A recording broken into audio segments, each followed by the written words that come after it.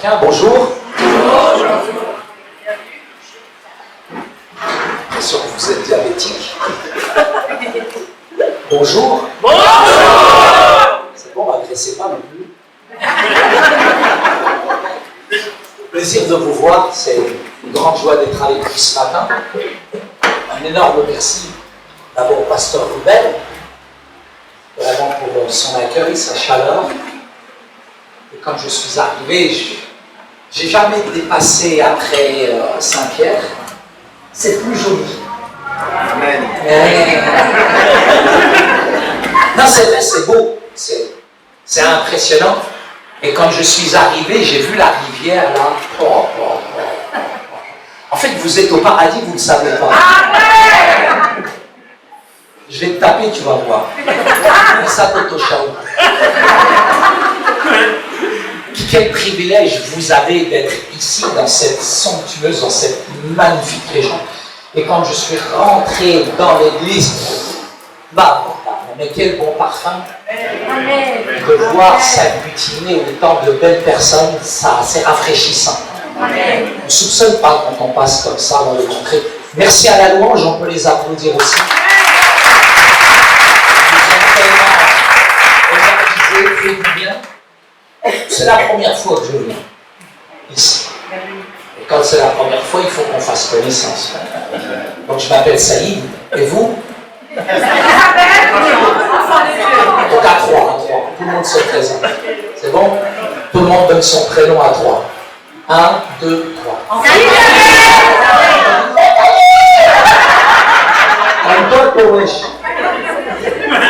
Ça fait plaisir. Nathalie. Je suis d'origine marocaine. C'est pas ma faute, on ne regarde pas comme ça. J'ai grandi dans un bidonville. On était la famille la plus pauvre dans la maison la plus pauvre. On va faire connaissance et puis après, on verra comment Dieu nous dirige ce matin. Et dans ce bidonville, je pouvais entendre le marchand ambulant crier de « Hey, limonade bien glacée !» C'était le Leclerc à ciel ouvert. On était pauvres, mais quelque part on était les plus riches. J'aimais ce bidonville. Il y avait de la vie, il y avait de la joie, il y avait de la générosité. On avait Walou, mais on avait tout. Malheureusement, un jour, je dis bien malheureusement, mon père travaillait en France et j'ai vu ma mère réunir toutes nos affaires dans un drap rouge. Elle n'avait pas oublié, ma mère, de mettre un livre qui est sacré pour nous, le Coran. Elle avait tout emporté. Larissa, le piment, on aurait dit le réunionnaise. Ah, le piment, c'était sacré, c'est comme le Coran, il fallait que ça arrache. Et on s'est retrouvés très très loin là-bas en France. Et ça a été un choc. Parce que j'aime mon pays. J'ai des racines. Je sais d'où je viens. J'étais attaché à ce bidonville. Et déraciner, pour s'enraciner, c'est très compliqué. Parce que tout de suite, quand je suis arrivé en France, j'ai tout de suite vu que j'étais un étranger, que j'étais d'ailleurs. Le premier arabe, c'était moi. Ils n'avaient jamais vu des arabes en France. Et rien qu'avec le regard. J'ai tellement aimé les dames qui étaient à l'accueil. Elles m'ont accueilli, j'ai cru que j'étais Emmanuel Macron.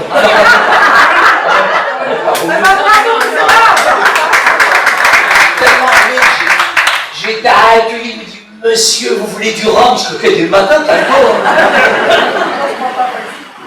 mais j'étais tellement, rien que le regard de ces deux charmantes dames, ça fait tellement plaisir. Et juste avec le regard, tu peux tuer quelqu'un. C'est vrai. Juste avec le regard, tu peux déclencher Istotoshav. Et j'ai pas été accueilli avec un regard approbateur, mais plus avec un regard accusateur, désapprobateur. Si bien tout petit, à l'intérieur de moi, j'ai construit des murs, des chaînes, des forteresses qui sont invisibles, qu'on ne voit pas. Mais je les ai dans mon mental, je les ai dans mon cœur, je les ai dans mes tripes, et j'ai construit mon identité comme ça. Parce qu'on m'a rejeté, on m'a exclu, on m'a mis de côté. Et l'exclusion engendre un sentiment de frustration à l'intérieur. Ça blesse. Et un homme blessé,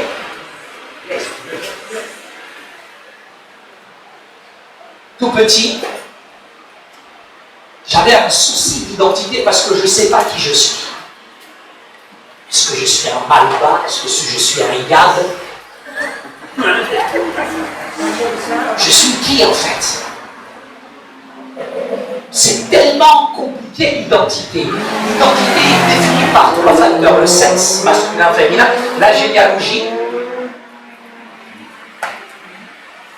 et aussi tout notre arrière-plan culturel. En fait, je retournais au Maroc et dès que j'arrivais au Maroc, les Marocains m'appelaient le blanc. Et quand j'étais en France, ils me disaient le noir. Donc il n'y a qu'en Espagne où j'étais gris.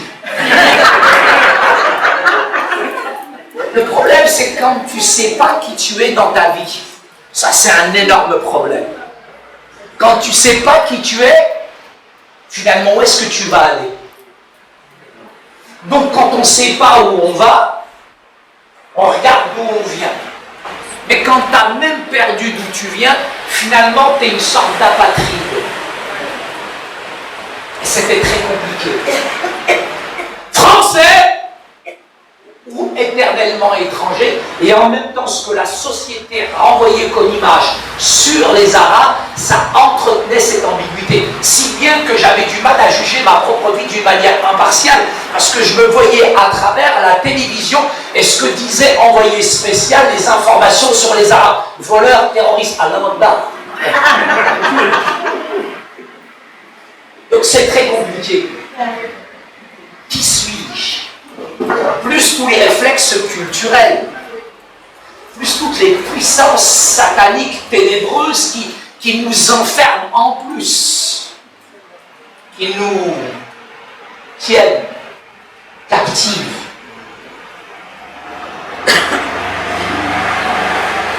J'ai pas grandi dans une atmosphère d'encouragement. Mon père disait toujours que j'étais un âne. Comment on dit un âne en réunionnais? Un bourricot. Hein? Ça va que t'as dit ça? Toi-même, non mais on retient la puissance de la parole. La puissance. On retient ça très rapidement. Et une fois que c'est rentré, même avec les années, ça te poursuit. Et si tu n'as pas fait un travail sur toi-même, c'est un sacré héritage. J'ai hérité de ça. Pas d'encouragement à l'école. Et j'étais toujours au fond de la classe. Je travaillais bien en classe. La prof, elle me disait 6 fois 6, je lui disais pas chiche. J'avais tous les trimestres les encouragements, les félicitations à quitter l'établissement. Qu'est-ce que vous croyez que j'allais devenir? J'ai répété le schéma parce qu'en même temps à la maison, c'était violent. La violence. C'est presque quelque chose où aujourd'hui, cette violence-là, en fait, on l'inscrit à l'intérieur de nous et on la répète comme un schéma qui est culturel, alors que c'est pas culturel, c'est satanique. Et on se cache Zama derrière la culture. Ouais, mais c'est votre culture. Ferme ta bouche. Je brise cette parole-là. Mais mon père tapait ma mère, parce que mon père, il a vu sa mère se faire taper. Et le père de ma mère tapait. C'était du MMA. Et j'ai vu ça de mes yeux. la violence. Ça vous affecte, ça vous infecte.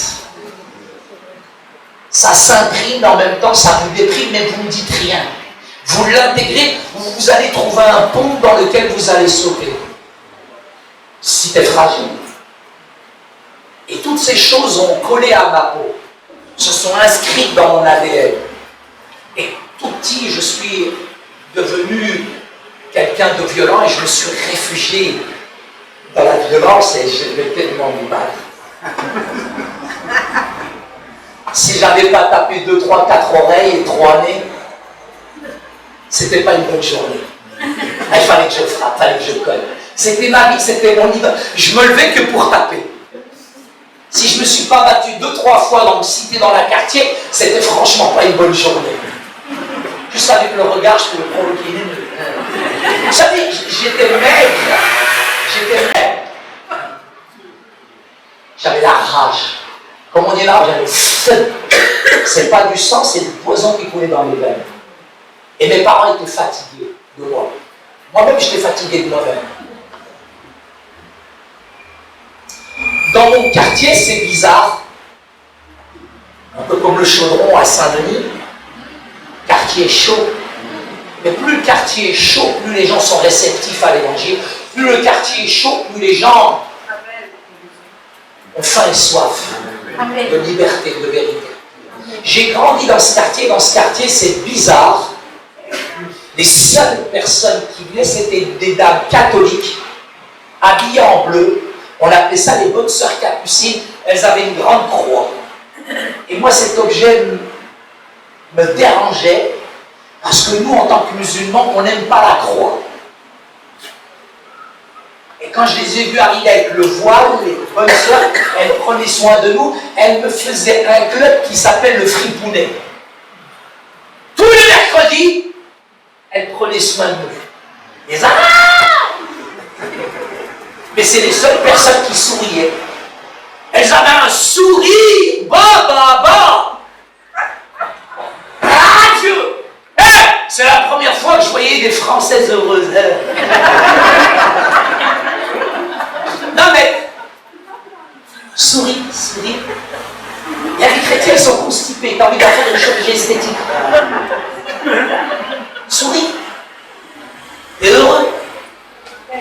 Et le sourire m'a interpellé. Parce que moi je faisais le ramadan, je faisais des salles de prière, j'allais à la mosquée, et on tirait toujours la tronche. Les seules personnes qui souriaient, c'était ces bonnes sœurs catholiques. Donc je vais voir mon grand frère, qui connaît le Coran par cœur, les religions. Je dis les Batman en bleu. Qui est-ce? Il me dit ils sont hérétiques, ils vont aller en enfer. Je lui dis avec le sourire. Mais ça vous choque, ça vous interpelle. Il y a tellement de personnes qui ne sont pas heureuses aujourd'hui. Il y a tellement de personnes. Allez trouver des gens heureux dans la... Hier, j'étais à la plage, je ne suis pas très spirituel, hein. J'étais à la plage, wesh. Et je vois un monsieur rayonnant, avec un sourire. Je dis, lui, il a une tête d'évangélique, c'est clair. C'était la seule personne à la plage qui souriait. Et tout de suite, on s'est liés d'amitié, c'était incroyable. Quel privilège d'être chrétien. Ça m'a interpellé, ces bonnes sœurs catholiques, parce que je viens d'une autre religion que la vôtre, et nous les musulmans, on n'est pas comme vous les chrétiens. Bande de mangeurs de boucan et de hallouf. Cochon marron. Vous les chrétiens, et toi Nathalie, vous croyez en 3 dieux, vous dites qu'il est le Père, le Fils, le Saint-Esprit, les 3 font 1, donc vous prenez Dieu pour quoi? Un shampoing.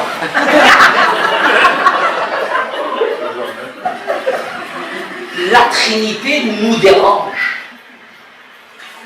Dire que Jésus est le Fils de Dieu, ça veut dire que Dieu a une relation avec une femme, il a un fils. Donc nous, ça nous porte, on a une mauvaise conception du christianisme. Mais j'étais touché par ces bonnes sœurs catholiques. Et j'ai volé une carte de prière dans l'église. Je récitais la carte catholique et la prière musulmane tous les soirs. Parce que j'avais faim, j'avais soif de la vérité. J'ai pratiqué une religion. Mais Dieu, il était inaccessible. Je pratiquais une religion, mais Dieu était impénétrable. Je pratiquais une religion, mais Dieu, il était tellement loin.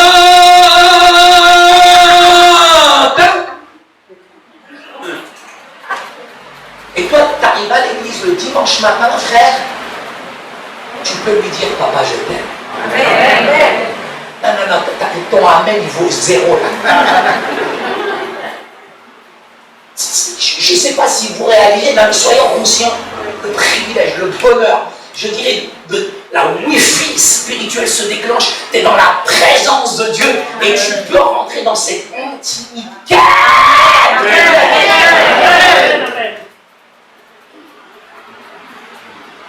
J'étais foudroyé en faisant cette prière et j'ai entendu une voix, j'étais tout petit, j'avais 8 ans et demi, 9 ans. Je suis dans mon quartier, je suis fatigué, cassé, brisé, je suis détruit à l'intérieur de moi-même. Je ne grandis plus intellectuellement, physiquement, je suis très très maigre parce que je vois mon père taper ma mère. Je vois l'exclusion, le racisme et en même temps moi-même je suis raciste. On ne peut pas raciser. Le racisme en soi n'existe pas. C'est une affaire de cœur, c'est dans le cœur que ça se passe. Mais j'étais cassé, brisé, détruit. À 9 ans, j'étais complètement détruit. Et j'entends cette voix qui n'est pas audible, bien perceptible, mais une voix tellement forte, puissante qui me traverse. La Bible, elle ne se lit pas. La Bible, elle doit être... Il y a plusieurs couches dans la parole de Dieu. Mais là, j'ai cette parole qui me traverse et qui me dit clairement,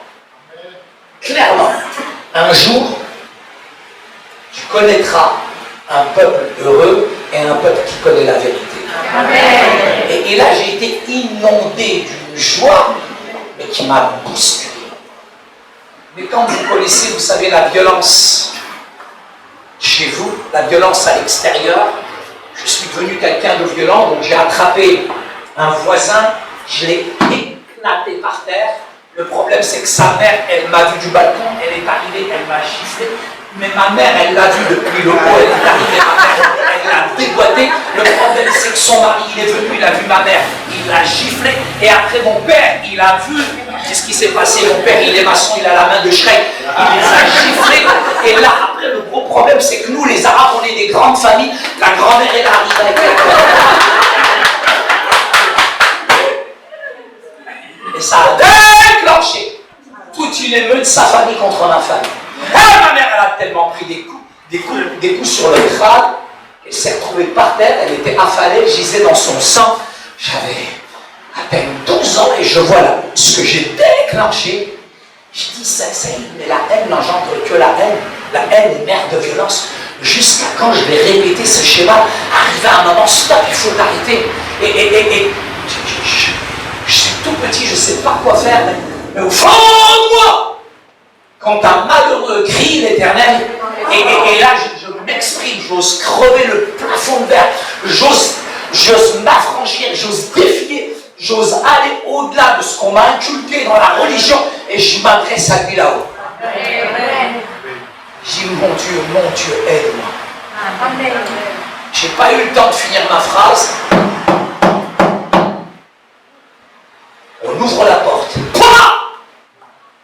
On voit des Blancs, des Français venir chez des Arabes. C'est impossible. On est dans les années 1970. Des Français qui viennent chez des Arabes. C'est peut-être parce que j'ai volé quelque chose. Mais là, ils arrivent et ils nous disent, on est vos voisins, on vient d'emménager. On vient de voir ce qui s'est passé, votre maman est à l'hôpital. Hey, on est nombreux, on est 11, une équipe de foot. On a gagné contre le Sénégal. Ils ont triché. Et 11, les 11 à la maison, les Français, là, ils ont gardé mes petits frères et sœurs.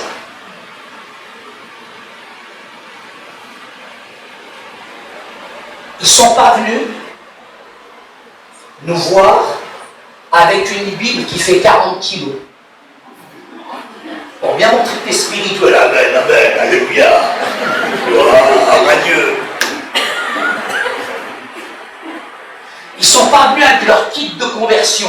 Ah, celui-là, repentez-vous, c'est l'heure du jugement dernier. Non. Ils ne sont pas venus avec la cravate jaune, les chaussures en croco. Je suis l'apôtre et moi je suis quoi, astronaute? Non, ils sont venus simplement.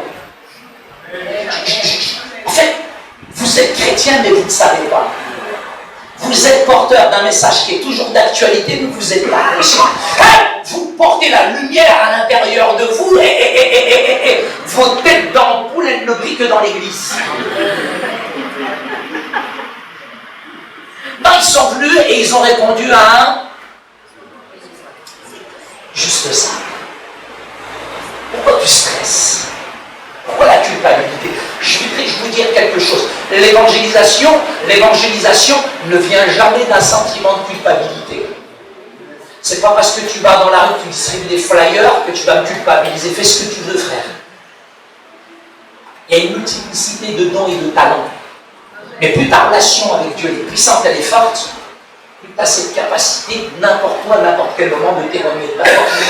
L'évangélisation, c'est même pas d'aller vers l'autre. Jamais. L'évangélisation, c'est pas d'aller vers l'autre. C'est d'aller à l'intérieur de toi-même. Il y en a qui ne sont jamais allés à l'intérieur d'eux-mêmes.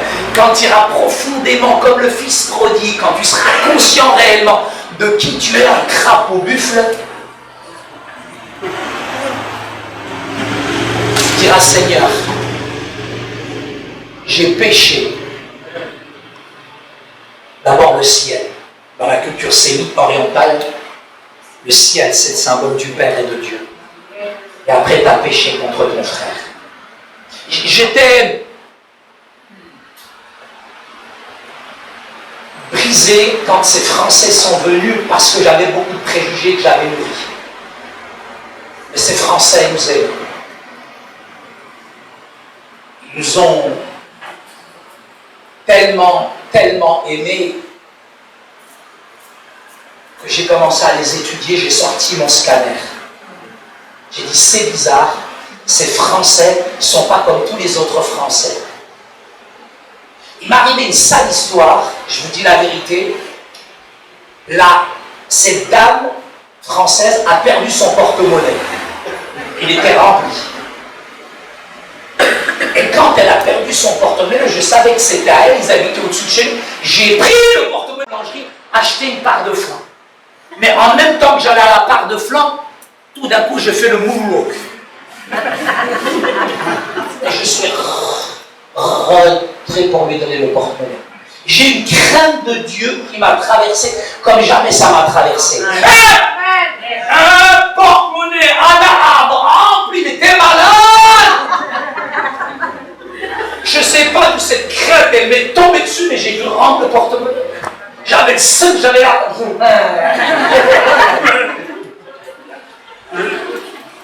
La crainte de Dieu m'a saisi. Plus tard,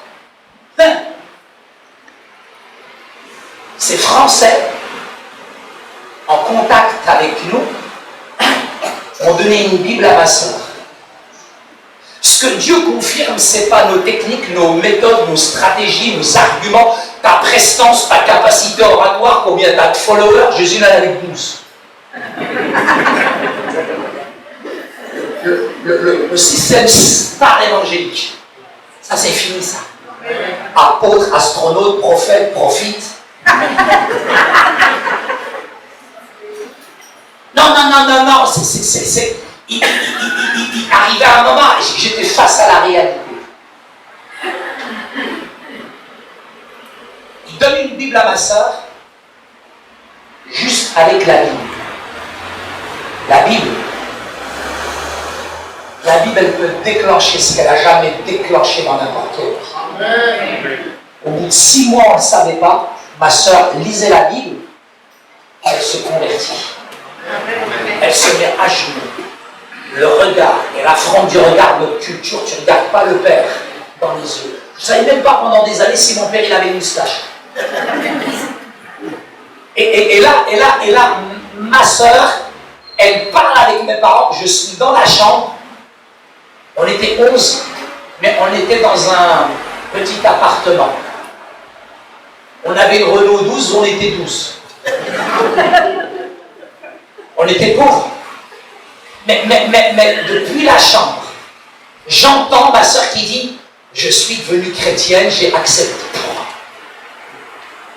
Je dis « Mais elle est malade. » Non, mais parce qu'à l'époque, je vous le dis, il y avait un complexe d'infériorité. Nous, les Arabes, on se sentait inférieurs à cause de la guerre d'Algérie, à cause de la colonisation. On se sentait inférieurs aux Français. Et la manière dont on nous parlait, on était walou, on n'était rien. Et je me dis, en fait, parce qu'à l'époque, il y avait des Arabes, la vérité, je vous le dis, il y avait des filles.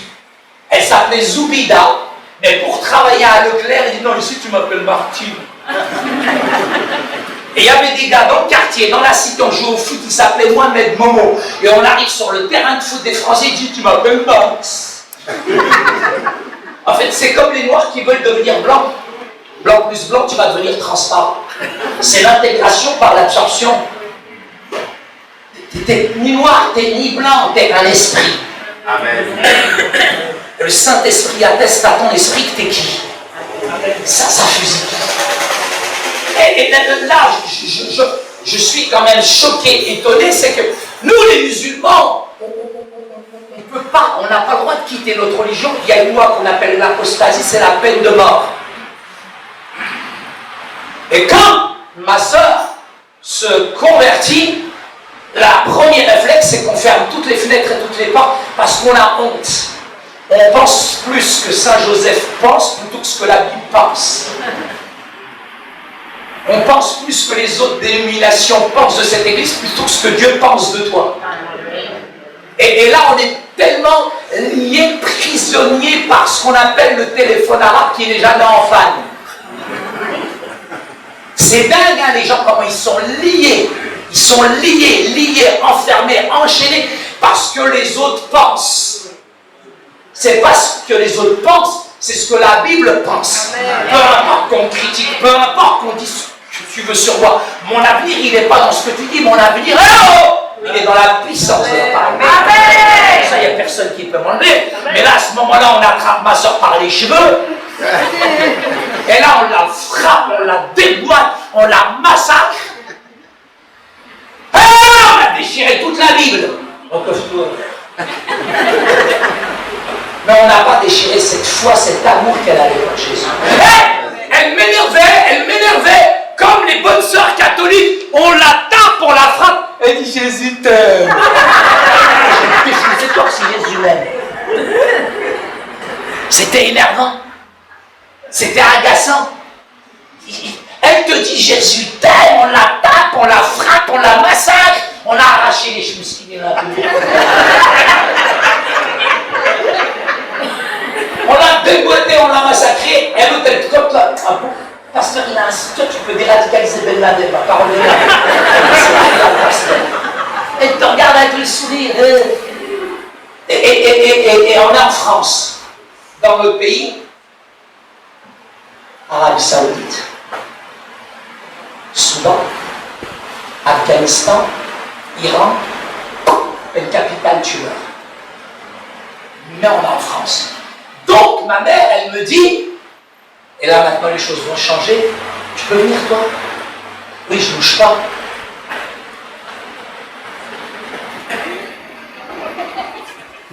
Toi aussi, tu viens. Et ici,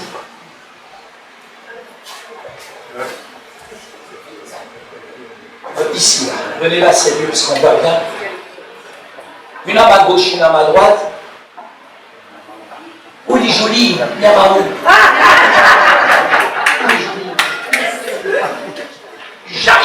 l'église, j'espionne ma soeur, c'est ma maman qui me demande, et je rentre dans l'église, déjà j'entends Mitsubishi, Kashkai, Toshiba. Je dis, c'est des Arabes. Ils parlent en langue, ça m'a fait des frissons. Et je me mets entre les deux mamies. Rapproche-toi, moi je vais pas te taper. Et là, je me mets entre les deux mamies, et les deux mamies, elles commencent à chanter. Hey! Quand tu viens le dimanche matin, chante, mais chante bien. Nous, on ne chante pas, on adore. J'ai jamais vu de l'adoration ou de la louange, ça choque. Vous savez pas qui rentre dans l'église, mon frère, ma soeur. Ouvre ta bouche. Amen, Tu sais pas qui est assis à côté de toi. Je suis entre les deux amies. Elle chante, mes cheveux bouclés, frisés, défrisage brésilien. Direct. Et je me tourne vers la mamie, je dis, madame, est-ce que ce sont des chants soufis? Elle me dit, ça soufi, tais-toi les chants. Mais je ne suis pas habitué, moi, aux églises, à la présence de Dieu, à l'amour de Dieu. Quand vous adorez Dieu, vous oubliez. Je les regarde et je dis, ils ont dû fumer, ouais, le pétard. Parce que c'est bizarre, les gens heureux, ça n'existe pas en France. Là, je la voyais, elle adorait le Seigneur, elle avait les mains en parabole. Je fais du yoga ou quoi, ouais. Il arrive dans une église, un arabe. Il a peur. J'avais tellement peur que je cours dans l'église et les mamies, elles m'ont couru après. Oh, cours! Je commence à courir, et je commence à courir. Et je cours, elle me court. Cours, ouais, Forrest Gump. Et je cours. Et les mamies, elles me courent après. Et là, les mamies arrivent, la maman, elle m'attrape, elle me saisit. Vas-y, attrapez-moi. J'ai rien volé, wesh. Elle croit qu'on va se marier. Et là, elle arrive à un moment, je tremble, hein. J'ai vraiment peur. Au moment où je tremble, elle me saisit la mamie, elle dit, il est beau le Marocain avec les cheveux frisés. Vas-y, caresse-moi les cheveux, ne me casse pas. Et là, au moment où la mamie, elle me saisit les cheveux, un geste,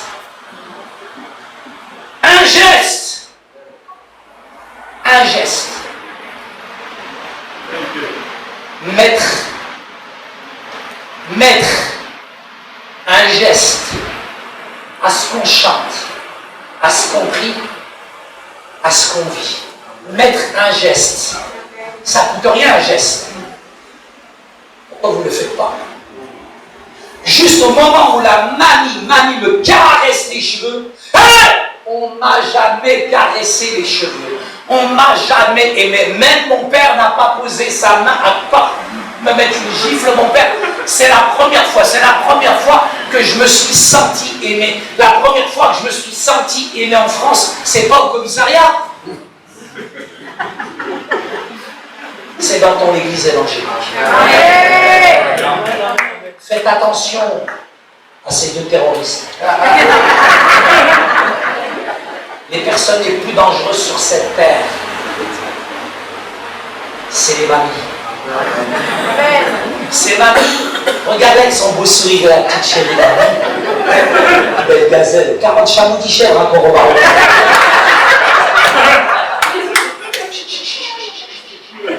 Je les ai aimées. Elles m'ont donné de l'amour, elles m'ont donné de l'affection, elles m'ont accepté. Elles étaient différentes. J'ai craqué. J'ai dit, attention, hein, il ne faut pas apprendre à un singe à faire des grimaces. Donc je me suis dit, si elles sont gentilles avec moi, c'est pour mieux m'avoir dans leur secte. Donc elles m'ont donné une Bible. Et j'ai commencé à étudier la Bible grâce à l'imam. Je n'ai pas été impressionné par des grands évangélistes interplanétaires, galactiques et au-delà. Pauvre Église qui n'a pas d'anciens. Pauvre Église qui n'a pas de personnes âgées. On doit honorer les anciens. Amen. On doit respecter les anciens dans une Église. Ce sont des femmes de prière. Amen, amen. Celle-là doit bien faire le boucaner, Seigneur Jésus. On les applaudit, s'il vous plaît,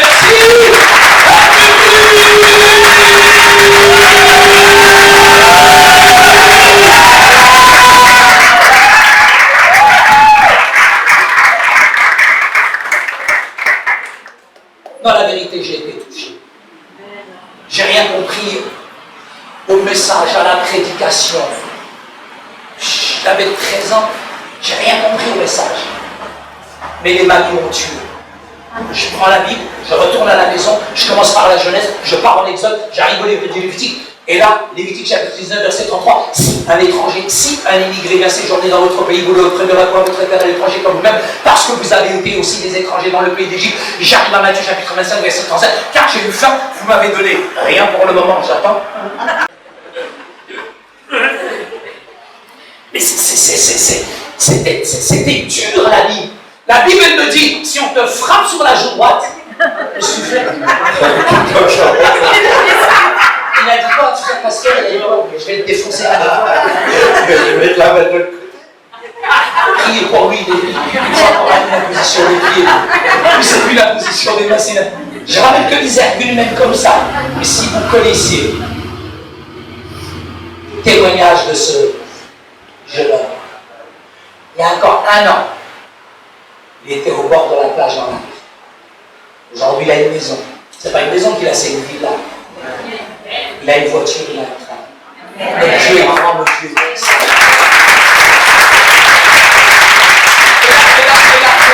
Et là, c'est clair que j'ai été... Tu ne peux pas lire un autre livre que la Bible. En fait, la Bible, elle allait à l'encontre de ma nature. Je suis mauvais, je suis pécheur. Et la Bible, elle allait à l'encontre de ma nature. Elle me dit, ah, tu veux être devant, tu vas te retrouver derrière. Ah, tu veux t'aider, tu vas te retrouver par terre. Ah, de ton vêtement, j'en ai pas. Je fais quoi? Ah, quand la joue, entre les deux, je te mets un coup de boule, il y a mon front. En fait, la Bible, dès que tu la lis, elle va à l'inverse des lois du quartier. Où tu piétines, tu tues, tu massacres la personne pour réussir. Elle va à l'encontre de l'esprit du monde. C'est pour ça qu'aujourd'hui, avec le wokisme, l'intelligence artificielle, toutes ces choses, petit à petit, qui sont en train de s'infiltrer dans le monde, vous avez 2 choses pour lutter contre ça. Le parler en langue. Amen. D'accord? Le parler en langue. Et la puissance de la parole de Dieu qui peut te délivrer. Amen. Quand tu parles en langue, mon frère, tu t'édifies. Quand tu parles en langue, tu ne sais même pas ce que tu prononces. Quand tu parles en langue, tu es en train de gagner des batailles par la puissance du Saint-Esprit. Quand tu parles en langue, tu vas arriver même un jour dans le ciel, tu dis, ouais, j'aurais dû comme l'apôtre Paul plus parlant. Maintenant, peut-être que tu parles pas en langue et je te respecte. Mais c'est pas les vitrines, c'est pas les lave-glaces, c'est pas la climatisation, c'est pas quelque chose que c'est en option. Si tu as besoin de ça, on va pas te forcer. Mais aie faim et soif de Dieu, ça viendra. Amen. J'ai été foudroyé par la Bible, par la parole de Dieu. C'était l'inverse du Coran.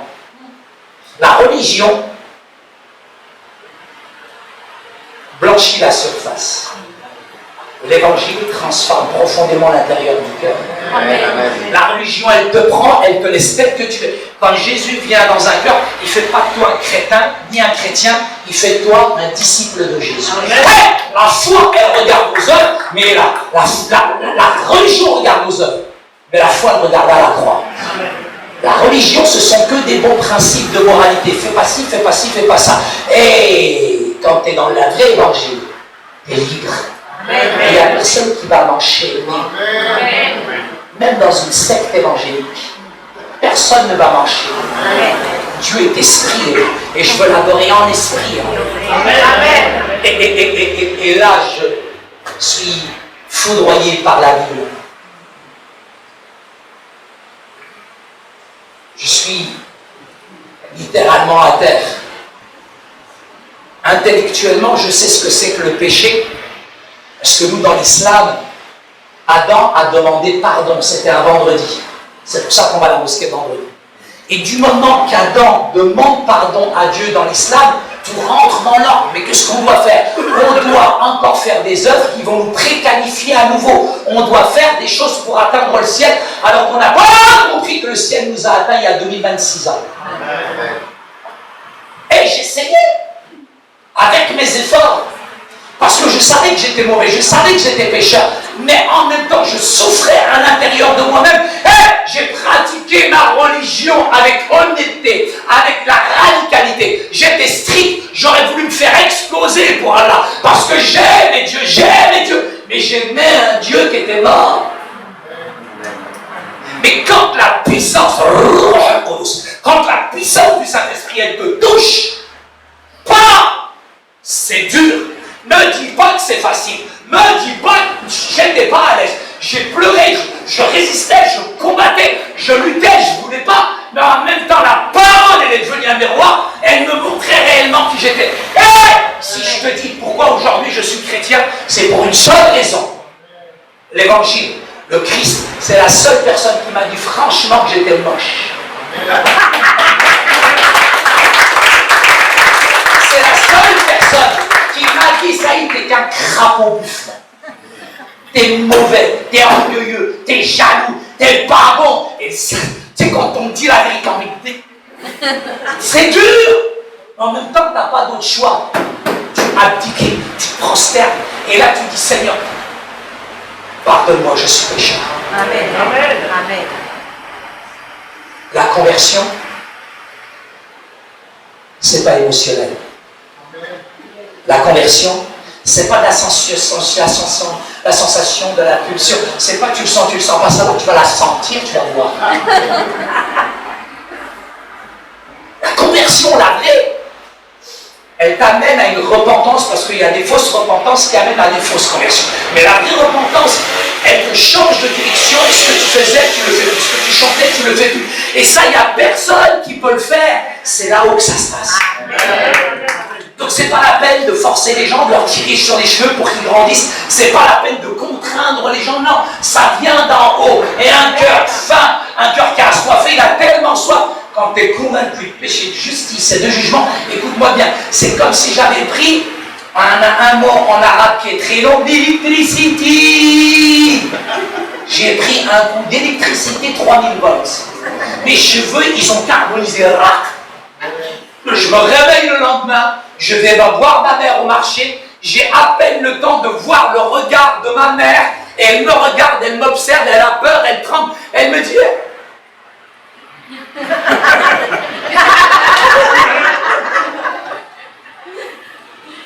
Parce que je souriais. Un chrétien est toujours joyeux. Un chrétien n'est pas constipé. J'étais touché.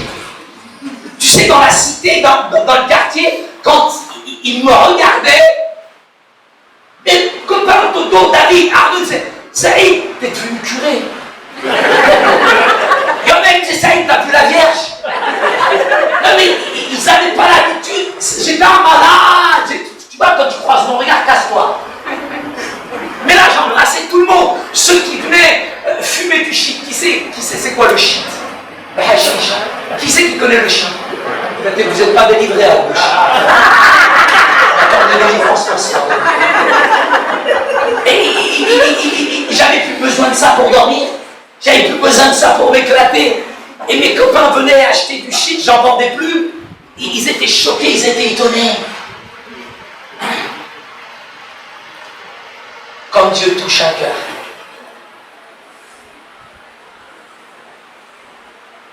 On rentre dans ce qu'on appelle une clinique spirituelle.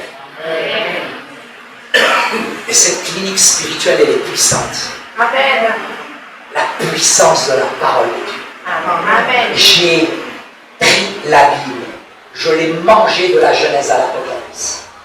Je la dévorais, je la savourais. Je pouvais passer 3, 4, 5 heures dans la présence de Dieu. Amen. Mais je ne voyais pas le temps passer.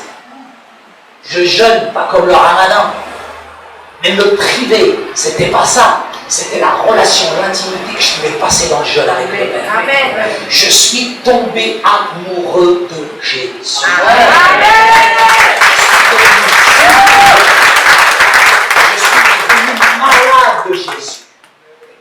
police m'a attrapé pour trafic de drogue, j'ai demandé pardon à tout le monde. Le directeur de grand cours, il est resté court, mesquin. Il n'a rien compris, parce qu'on est dans un monde de haine, on est dans un monde de rage. Il y a un homme que je détestais. C'était mon père. Mon père m'a jamais aimé. Mon père m'a jamais dit je t'aime. Mon père a tabassé, frappé, roulé de coups, et ça. Comment vous, les chrétiens, vous arrivez à l'église et vous osez dire que votre Dieu c'est un père? Tu vas même l'appeler papa? Tu crois que pour moi c'est de l'intimité, c'est de l'impudence en tant qu'ex-musulman. Il y en a, ils ont même pris Dieu pour leur poteau, leur copain, frère. Un peu de respect. Il reste Dieu, le Tout-Puissant, le Créateur. Et quand j'allais à l'église, t'entends un chrétien, oui, papa. Papa, t'as bugué, toi, t'as cru que c'était ton pote. J'avais du mal avec ça. Parce que moi, j'ai jamais reçu l'amour d'un papa. Quand un papa est absent, quand il n'est jamais là, on ne m'a pas transmis 2 ans. 2 ans. 2 ans à prier. 2 ans à lutter. 2 ans à l'intérieur de moi à essayer de pardonner, mais impossible. Hey! J'étais baptisé. J'allais à l'église. Je chantais. Je m'occupais des enfants à l'école du dimanche et je haïssais mon père. C'est là. Tu peux me ramener ta Bible, tu peux me sortir tous les versets par cœur, viens pas me prendre la tête. C'est beaucoup plus profond. Il y en a qui pensent que la conversion règle tout. Hypocrite. Il fallait que je me regarde en face. Il fallait que je traverse la souffrance. Il fallait pas que j'enfonce les choses. Arrive un moment, arrête de fuir. Jusqu'à quand tu vas fuir? Hey, le fils prodigue arrive à un moment, il s'est levé, il est retourné dans le chemin inverse et il a dit je vais aller le voir. Et nous on traîne ça toute notre vie. Quoi qu'il ait fait ton père, je ne sais pas qu'est-ce qu'il t'a fait ton père, mais quoi qu'il ait fait, je t'en supplie, pardonne. Amen, amen. Juste pardonne. Amen. Mon père est tombé gravement malade. Il était sur son lit d'hôpital. Les médecins nous ont dit qu'il lui restait quelques jours. Et là, il faut que tu ailles puiser au fond. T'imagines la force du fils prodigue? Il est allé au fond du même. L'humiliation, il a dilapidé l'argent, le qu'en dira-t-on, tout ce que les gens vont penser, ce que la famille va penser de lui. Il a le courage d'aller voir son père. Et là, je vais voir mon père à l'hôpital, et je le vois, il est faible, il est abattu. Mais nous, les évangéliques, on ne profite pas de la faiblesse. On ne profite pas de la fragilité des gens pour les amener à l'évangile. Non, je lui ai présenté à mon père l'évangile dans une atmosphère d'amour et de liberté, mais avant ça, je lui ai dit, écoute papa, je voudrais te dire à quel point tu m'as blessé, à quel point tu m'as fait souffrir, il faut le verbaliser. Amen, Et je lui ai dit en plus, papa, regarde comme t'es moche. Je lui ai dit, mon père est maçon, vous savez c'est quoi un maçon hein? Ça va être dur, brut frustre. 60 ans d'islam, 60 ans de maçon, c'est de religion. Et quand je lui dis ça, mon père, il s'effondre en larmes. Un maçon, il pleure. Et il me dit en arabe, mon fils, moi aussi je vais accepter le Jésus que tu as accepté. On est incrédule, on n'y croit pas. Tu prêches mais tu n'y crois pas. Et là, quand je vois mon père me dire ça, je lui fais sorry, can you repeat a little bit? Et là, je serre mon père dans les bras. On prie ensemble. Au moment où je le serre dans les bras,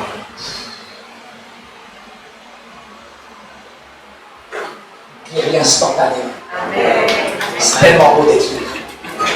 Jusqu'à quand tu vas être tranché? Jusqu'à quand tu vas être remis? Jusqu'à quand tu vas traîner tes boulets?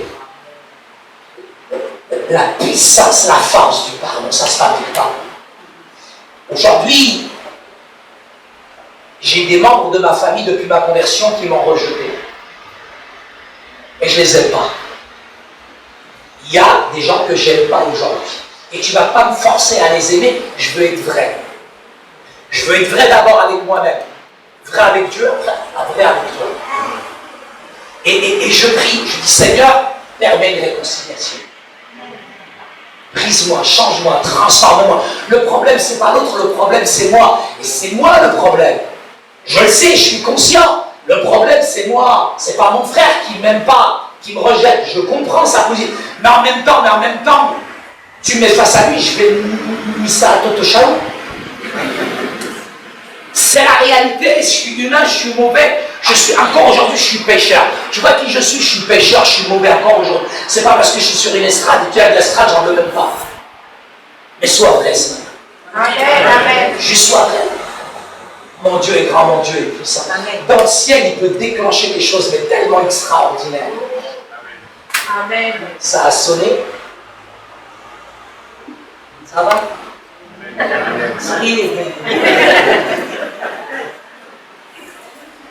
On va demander au groupe de louanges de venir. Amen. Amen. On va juste adorer le Seigneur. Amen. Est-ce que vous voulez adorer le Seigneur? Amen. Est-ce que vous pensez qu'on peut se lever à notre place? Amen. Est-ce que nous sommes une famille? Amen. Alors si on est une famille, on est libre. Amen. C'est la maison de Dieu. Amen. Je ne sais pas qui tu es ce matin. J'aimerais te dire à quel point il va te déclencher quelque chose ce matin dans ta vie. Amen. Moi, je ne suis pas là pour faire du spectacle.